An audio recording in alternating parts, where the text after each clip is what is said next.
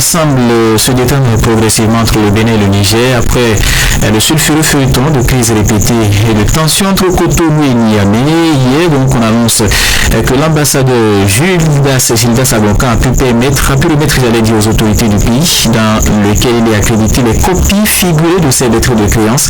C'était dans la matinée du mardi 6 août 2024. Il va donc sans dire qu'après plus d'un an de tension entre les deux pays, le nouvel ambassadeur du Bénin au Niger pourra finalement prendre fonction. Alors, Steve Bounoukan, on peut dire que c'est une fois encore un pas vers la décrispation des tensions, de la tension entre le Bénin et le Niger. Oui, et je pense que c'est un autre pas que nous venons de franchir dans la décrispation du climat entre le Bénin et le Niger. Ce climat qui s'est détérioré et avec l'ambassadeur du Bénin qui a été reçu à Niamey par les autorités. Il faut déjà saluer cela parce que il y a quelques mois en arrière, je me posais la question de savoir si l'ambassadeur pouvait mettre pied à Niamey.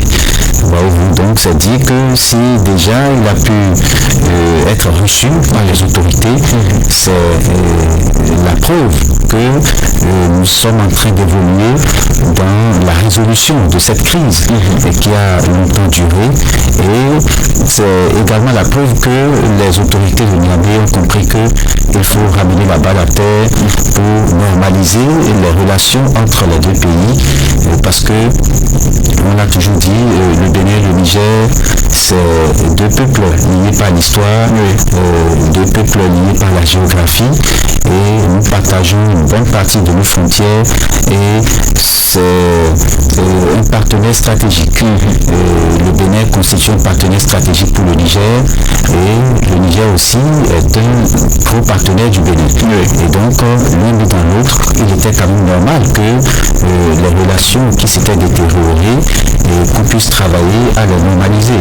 Et ça, le chef de l'État, le président Patrice Talon l'a compris.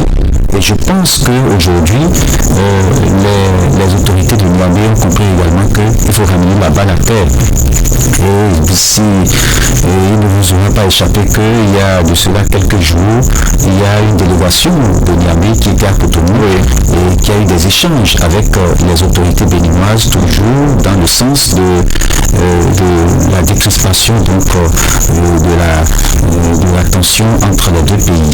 Et donc c'est dit que nous sommes sur la bonne voie. Si aujourd'hui Gildas Djoboski à Agoncan a pu être reçu, c'est dire que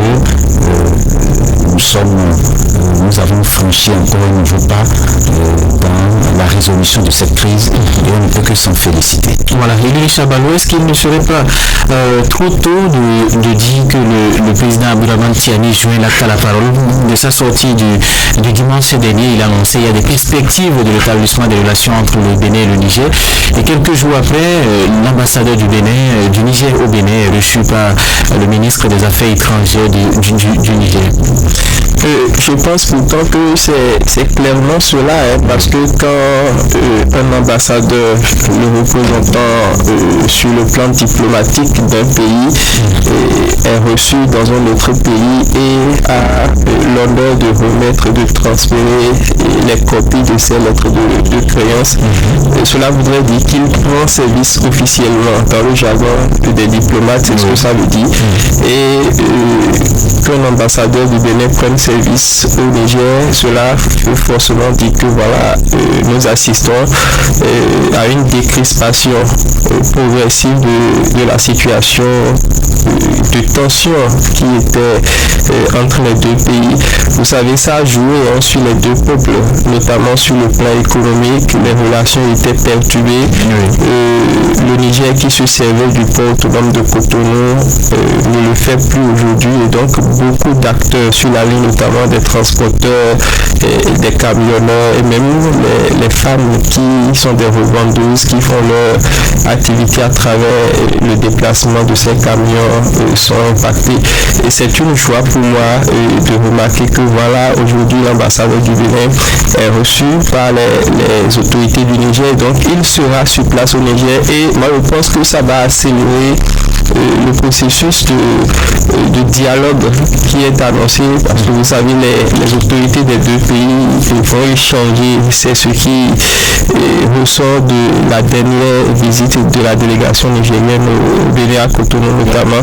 On va espérer que ça aille dans ce sens-là et que ça ne tarde surtout pas.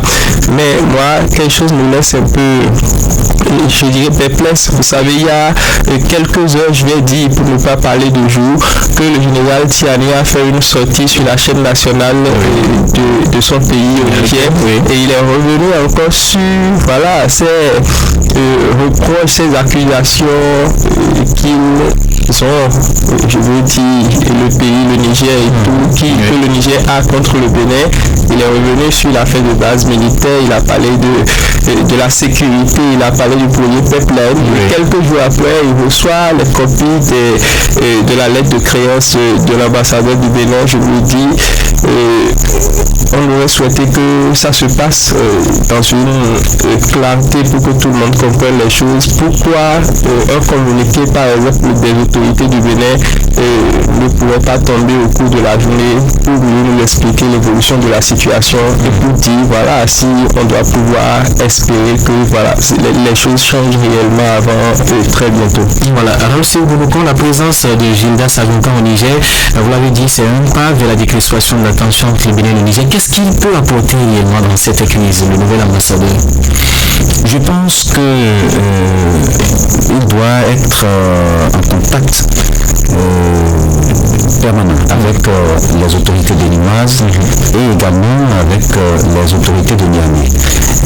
Vous savez, ça, sur place, il a des chances d'échanger avec les autorités à divers niveaux. Et donc, c'est dit que ça va permettre d'acter tout ce qui était entre griffes en souffrance. Et donc, c'est dit que ça peut permettre une certaine accélération dans le travail qui a si bien commencé. Et c'est ça le plus important. On n'avait pas une représentation à Niamey depuis quelques mois. Et aujourd'hui, s'il est sur place, je pense qu'il est à même de jouer ce rôle pour que les choses puissent aller plus vite. Maintenant, le simple fait déjà qu'il soit à Niamey est déjà un signe de décrispation. Parce que, comme je l'ai rappelé, il y a quelques mois en arrière, ce n'était pas possible. Au plus fort de la crise, bien évidemment. Et aujourd'hui, c'est une évidence que nous avons franchi un pas de plus. Si déjà il est présent, il peut échanger avec les autorités et être, comme je l'ai dit, en contact avec les deux pays, parce que là, sa position lui permet de jouer un rôle clé pour qu'on aille plus vite. Alors, Kennedy Chabalo, sa position lui permet de jouer un rôle clé, l'a notifié tout à l'heure aussi, on peut déjà envisager en tout cas la réouverture, la normalisation des relations entre les deux pays, quoi qu'on dise. Vu l'évolution des faits, moi je pense que ça risque d'arriver très tôt, parce que on a dit l'ambassadeur du Bénin, il est désormais reçu par les autorités du Niger. Il va s'installer. Raoul Steve Gounoukon l'a expliqué, ça lui donne l'avantage d'être plus proche des autorités du Niger et de mieux entendre les préoccupations que ces autorités posent et de les reverser à l'État béninois qui saura prendre des dispositions. Vous savez, le président Patrice Talon est très préoccupé par la situation. Beaucoup de ces démarches l'ont prouvé, sa main qui est restée tendue depuis ce temps-là à maintenant. Et il y a l'implication des anciens présidents du Bénin. Je veux parler de Thomas Boni Yaye et de Nicéphore Soglo. Je crois que les choses devraient aller vite. Et moi, j'espère que le mois que nous avons abordé n'aille pas à son terme avant qu'on ne décampe réellement cette situation. Voilà. Merci à vous, Raoul Gounoukon et Louis Chabalo. On reviendra certainement sur ce sujet dans nos prochaines éditions.